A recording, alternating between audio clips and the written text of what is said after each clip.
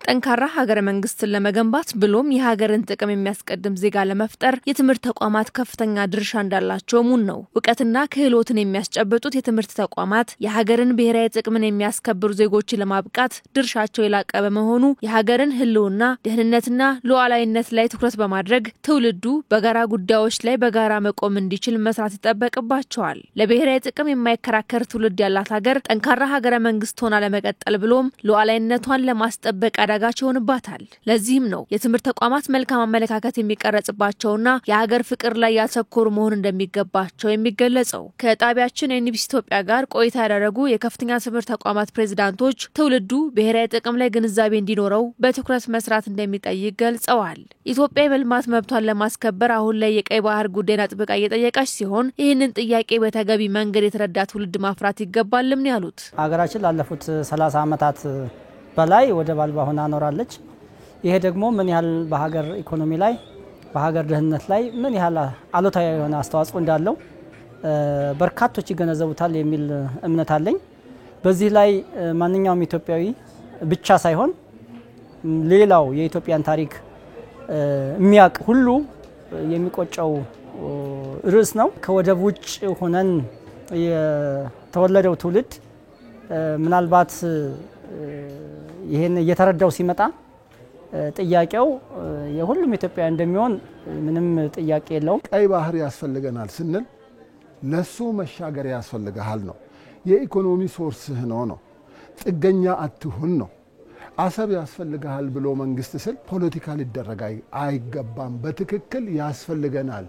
ቤት ውስጥ ሆነሽ ቤት ቢዘጋብህ በየት ነው የምትወጣው ብዬ ልጄን እነግረዋለሁ። ከኢትዮጵያ የመልማት ፍላጎት በተጻራሪ የሚቆሙ ሀገራትን ለመመከት በጋራ ጉዳዮች ላይ በትብብር የሚቆም ዜጋ መፍጠር ይገባል ያሉት የከፍተኛ ትምህርት ተቋማት ፕሬዝዳንቶቹ ኢትዮጵያ ድንበር ተሻጋሪ በሆኑት የአባይና ቀይ ባህር ሀብቶቿ ላይ የምታነሳው ጥያቄ የጋራ ተጠቃሚነትን የሚያረጋግጥ በመሆኑ ትውልዱ በጋራ ጉዳዮች ብሎም ብሔራዊ ጥቅም ላይ ያተኮረ አካሄድ ሊኖረው ይገባል ብለዋል። ከስር ጀምሮ የሀገርን ፍቅር እየገነባን ከመጣን ግብጽንም ሆነ ሌሎች አገራትን ጉዳይ የህልውና ጉዳይ አድርገው የሚያይ ትውልድ ይፈጠራል ብዬ አምናለሁ። ህፃናቱን እነሱ ኮተኮቷቸው አባይ ከዚህ ነው የሚመነጨው ብለው ትርክት ነገሯቸው። ደጋግሞ ነገሯቸውና አባይ ከኛ ይመነጫል አሉ ግብጾቹ። አባይ እኮ ከነሱ አይመነጭም። እኛ ግን ደጋግመን አይደለም አንድ ጊዜም እየነገርናቸው ስላልሆነ ያ ነው ትልቁ ስህተት። ልጆቻችንን ምንድናቸው እነኚህ የጋራ ሴቶቻችን የሚለው በጋራ ሴቶቻችን ላይ ቆመን የጋራ ትርክት ፈጥረን የወል ትርክት ፈጥረን ይሄን በልጆቻችን ውስጥ እያሰረጽን ከሄን እነሱ የሀገር ተከላካይ ይሆናሉ ነገ የሚል ነገር ነው ያለኝ። የብሔራዊ ጥቅም ጉዳይ ከአንድ ሀገር መንግስት ወይንም ስርዓት ጋር የሚገናኝ ሳይሆን ከትውልድ ትውልድ የሚሸጋገር መሆኑን ያነሱት የከፍተኛ ትምህርት ተቋማት ፕሬዝዳንቶች ብሔራዊ ጥቅምን በትክክል ያለመረዳት ችግር እንዳለ ያነሳሉ። የሆነ አካል ውጪ ቆሞ እንዳንግባባ የሚወረውርብንን ሄደን እንቀልባለን። እሱን ማንግባባባቸው በጊዜው እንግባባለን። ይቆዩን እነሱ። በሀገር ጉዳይ በጋራ መቆም አለብን። በሉዓላዊነታችን ጉዳይ ላይ በጋራ መቆም አለብን። በሰላማችን ጉዳይ ላይ በጋራ መቆም አለብን። እነኚህን አስቀምጠን በሚያነታርኩ ነገሮች ላይ ከሄን እነኚህን እናጣቸዋለን። አገርን ወደፊት የሚያሻገር ነገር የጋራ ነው መሆን ያለበት። የተለያዩ ልዩነቶች ሊኖሩን ይችላል። እነዛ ልዩነቶች ግን የሀገርን ጥቅም ኮምፕሮማይዝ የሚያደርጉ መሆን የለባቸውም የሚል እምነት አለ። አንዳንድ ሀገሮች በመናይበት ጊዜ ልብሶቻቸውን እንኳን በሀገራቸው ካልተመረተ ውጪ አይለብሱ። መኪናዎቻቸውን አገር ውስጥ ካልተመረጡ መኪኖች ውጪ ገዝቶ እንኳን አይጠቀሙ። ሀገር ፍቅር ላይ በቂ ስራዎች ተሰርቷል ብዬ አላምንም። የወደብ ጉዳይ እና ሌሎች መሰረታዊ የሀገር ፍላጎቶችን አውቆ ትውልዱ የሚጠበቅበትን ስራ እንዲሰራ የከፍተኛ ትምህርት ተቋማት ብዙ ስራዎች እና ኃላፊነቶች አሉብን ብዬ ነው የምጠብቀው። ከታችኛው የትምህርት ደረጃ እስከ ከፍተኛ የትምህርት ተቋማት ብሔራዊ ጥቅምን የሚያስቀድም ትውልድ ለማፍራት ስራዎች ተጠናክረው መቀጠል እንደሚገባቸው አንስተዋል። ዜጎች የማያግባቡ ጉዳዮችን በመተው በብሔራዊ ጥቅም ጉዳይ ላይ በጋራ መቆም እንደሚገባ ነው ምሁራኑ አጽንኦት የሰጡት። ነገኛን የሚረከቡን ዛሬ ትምህርት ቤት ናቸው።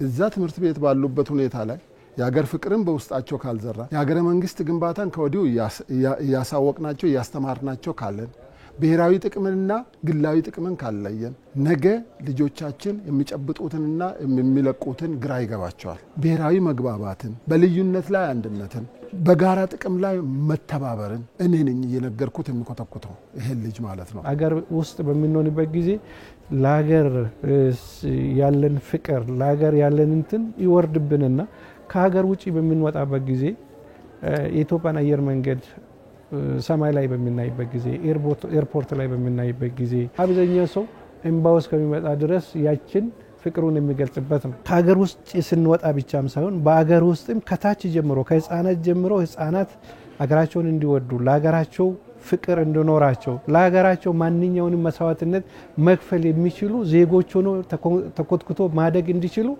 ይሄ ከትምህርት ሲስተሙም ከትምህርት አመራሩም በጣም ያስፈልጋል። ሀገራዊ የሆኑ ብዙ የሚያስተሳስሩን ጉዳዮች አሉ።